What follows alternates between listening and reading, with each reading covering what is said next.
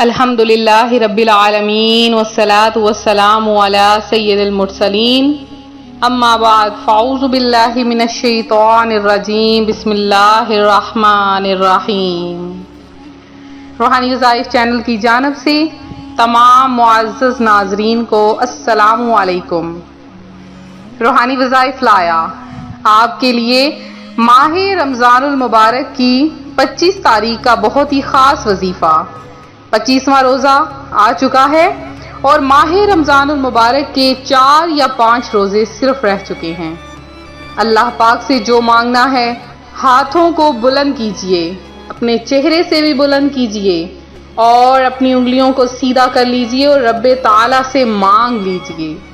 اللہ تعالیٰ تو عطا فرمانے والا ہے، وہ سب سے بڑا سخی ہے۔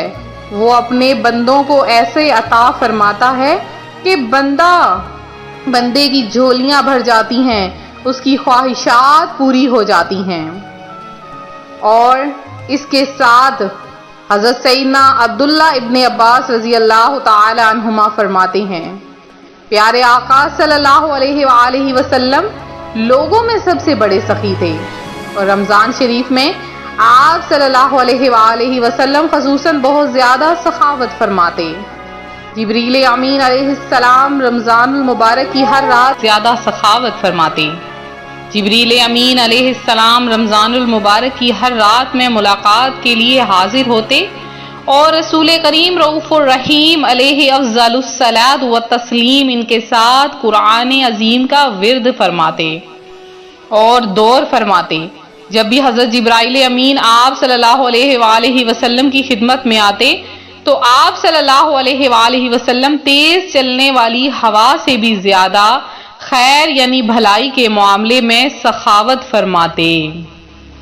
ہاتھ اٹھا کر ایک ٹکڑا اے کریم، ہاتھ اٹھا کر ایک ٹکڑا اے کریم، ہیں سخی کے مال میں حقدار ہم۔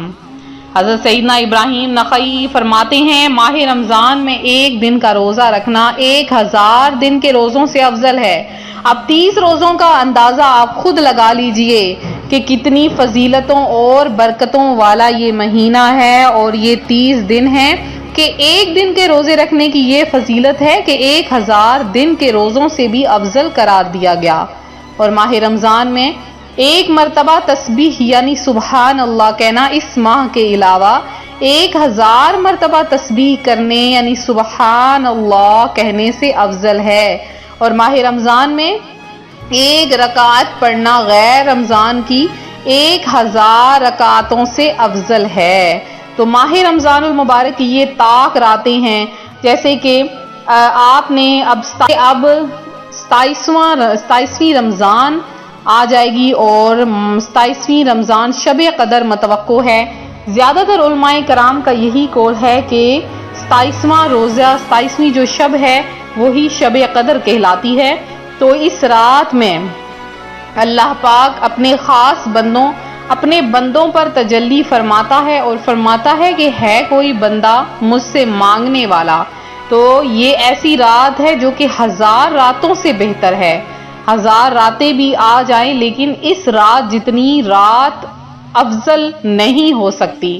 تو کوئی بھی نیکی چاہے چھوٹی ہو یا بڑی آپ لوگ ہرگز نہ چھوڑیں۔ ماہ رمضان المبارک میں تو چھوٹی چھوٹی نیکی کا اجر بھی بڑھا دیا جاتا ہے۔ تو ماہ رمضان المبارک کی طاق راتوں میں آپ جو اعمال آپ نے کرنے ہیں ان میں یہ ہے کہ آپ نے غسل کرنا ہے۔ غسل کر کے جو عبادت کی جاتی ہے اس کا اجر تو اور بھی زیادہ بڑھا دیا جاتا ہے۔ تو ماہ رمضان المبارک کی 27ویں شب سب سے پہلے آپ نے غسل کر لینا ہے اور اس کے بعد آپ نے عبادات کرنے لگ جانا ہے۔ تو عشاء اور فجر کی نماز آپ نے باجماعت ادا کرنی ہے۔ جس نے عشاء و فجر باجماعت ادا کی تو اسے پوری رات عبادت کا ثواب ملتا ہے۔ پھر آپ نے تیسرا کلمہ اور درود پاک کا اہتمام کرنا ہے۔ کم از کم 1 پارہ قرآن مجید کی تلاوت کرنی ہے۔ کم سے کم 2 رکعات صلاۃ التوبہ پڑھنے ہیں۔ اپنے گناہوں پر رو رو کر اللہ سے معافی مانگنی ہے۔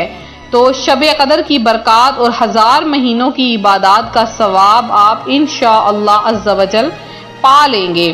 حضرت عبادہ بن صامت رضی اللہ تعالی عنہ فرماتے ہیں کہ رسول اللہ صلی اللہ علیہ وآلہ وسلم ہمیں شب قدر کی خبر دینے کے لیے تشریف لا رہے تھے کہ دو مسلمان آپس میں کچھ جھگڑا کرنے لگے۔ آپ صلی اللہ علیہ وآلہ وسلم نے ارشاد فرمایا، میں تمہیں شب قدر بتانے کے لیے نکلا ہوں، لیکن فلاں اور فلاں نے آپس میں جھگڑا کر لیا تو اس کی وجہ سے شب قدر کا علم واپس اٹھا لیا گیا، اور امید یہی ہے کہ تمہارے حق میں یہی بہتر ہوگا، لہٰذا اب تم اسے رمضان کی 25ویں، 27ویں اور 29ویں رات میں تلاش کرو۔ تو ماہ رمضان المبارک میں جھگڑا کرنا بہت ہی برا عمل ہے۔ پیارے آقا صلی اللہ علیہ وآلہ وسلم نے اس سے منع فرمایا ہے، اور ماہ رمضان کی یہ بھی بتا دیا کہ ان راتوں میں شب قدر کو تلاش کرو۔ اب آپ نے اگر 25ویں شب، 23ویں شب، 21ویں شب کو غفلت میں گزار دیا ہے تو 27ویں اور 29ویں شب کو ہرگز غفلت میں نہ گزارے۔ اللہ پاک آپ کو شب قدر نصیب فرمائے۔ تو جس کو شب قدر نصیب ہو گئی اس کی تو قسمت ہی جاگ اٹھی۔ آج اسی کے ساتھ روحانی وظائف چینل آپ کے لیے ایک ایسا خاص وظیفہ لایا ہے جو کہ 25 رمضان المبارک، 25 رمضان کی بہت ہی خاص فضیلت ہے۔ تو اس میں آپ نے یہ چھوٹا سا عمل جو آج آپ کی خدمت میں لے کر حاضر ہوئی ہوں آپ نے کر لینا ہے۔ سب سے پہلے آپ نے تسبیح اپنے ہاتھ میں رکھنی ہے، صلی اللہ تعالی علی محمد صلی اللہ علیہ وآلہ وسلم آپ نے 100 بار پڑھ لینا ہے درود پاک، یا اس کے علاوہ کوئی سا بھی درود پاک پڑھ لیں۔ اور پھر آپ نے کیا کرنا ہے، اللہ پاک کے ایک نام آپ نے یا مقسطو آپ نے اللہ پاک کا ایک نام صرف اور صرف 513 بار پڑھ لینا ہے، اور یہ پڑھنے کے بعد آپ نے سورہ فاتحہ 7 بار پڑھنی ہے، اور پھر آپ دیکھیں گے کہ جو بھی دعا آپ مانگیں گے فوری طور پر پوری ہو جائے گی۔ اللہ پاک کے نیک فرشتے آپ کے لیے دعا کریں گے، اور ایک نہیں بلکہ 10,000 فرشتے آپ کے لیے دعا کریں گے۔ تو یہ تھا ہمارا آج کا عمل، ہمارا آج کا وظیفہ۔ تو میرے جن بہن بھائیوں نے خصوصی دعا میں حصہ لیا ہے ان کا نام دعا میں شامل کیے دیتے ہیں۔ جنہوں نے جمعۃ المبارک کے میں دعا میں اپنا نام شامل کیا ہے، آصف علی ہیں، نیہا ہیں، محمد فیصل ہیں، اور اس کے علاوہ عدنان ہیں، فریدہ انصاری ہیں جنہوں نے دعا میں حصہ لیا ہے، اس کے علاوہ نازیہ ہیں، فریدہ ہیں، سید سمیر ہیں، اور اس کے علاوہ خان ہیں، آفاق علی حسین ہیں جنہوں نے دعا میں حصہ لیا ہے، اس کے علاوہ زیبا ہیں، اور آپ نے یہ پوچھا ہے آفاق علی حسین کے ان طاق راتوں میں کون سی عبادت کریں، تو آپ کثرت کے ساتھ نوافل ادا کریں، اس کے علاوہ نماز تسبیح پڑھیں اور زیادہ سے زیادہ ذکر و اذکار کریں۔ اس کے علاوہ انشاءاللہ عز و جل آپ کے لیے عبادات کی ایک الگ سی ویڈیو بنائی جائے گی، اور تحسین النساء ہیں، انس رضا ہیں، عابدہ شیخ ہیں، ذکاء اللہ ہیں، ضیاء اللہ خان ہیں، امیرہ محسن ہیں، قمر عالم ہیں، اور اس کے علاوہ التمش خان ہیں جنہوں نے دعا میں حصہ لیا، ارم غور ہیں، محمد امیر ہیں، آہد ہیں، رانا شاہد ہیں، محمد کیف ہیں، رضیہ مسز علی ہیں، اور اس کے علاوہ جنہوں نے بھی دعا میں حصہ لیا اور ساتھ میں درود پاک پیش کیا ہے، اللہ پاک آپ سب کی تمام حاجتوں مرادوں کو پورا کرے، آپ سب کو اپنی جناب سے بے شمار رزق عطا فرمائے۔ ایک ایک بہن اور بھائی کا نام دعا میں شامل کیا گیا ہے، اور آپ کے لیے کثرت کے ساتھ دعا کا اہتمام کیا گیا ہے، گڑ گڑا کر آپ کے لیے دعا کروائی گئی ہے۔ اللہ پاک آپ کی تمام حاجتوں کو پورا کرے، پریشانیوں کو دور کرے، آپ جو دل میں خواہش رکھتے ہیں اللہ پاک اس کو پورا کرے۔